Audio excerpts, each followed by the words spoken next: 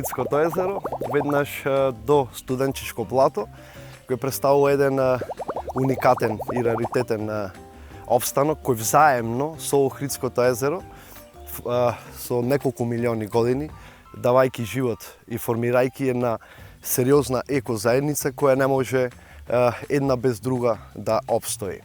Она што представува Студенчишко блато за Охридското езеро, ќе се изразам метафорички.